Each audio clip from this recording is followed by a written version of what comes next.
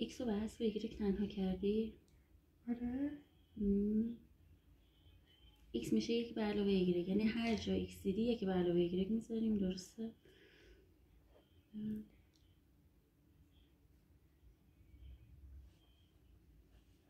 آفرین.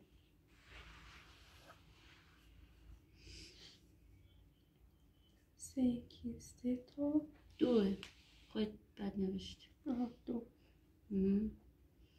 2 تا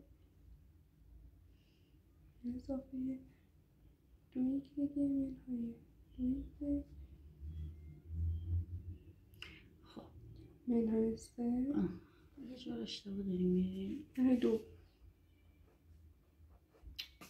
یه جور اشتباه داریم میری. ایکس ما میشه 1 به علاوه ایگرگ. اینجا که جاگذاری میکنی 2 ایگرگ منهای 2 ایگرگ، یعنی اینجا ایگرگی وجود نداره. این معادله اصلا جواب نداره.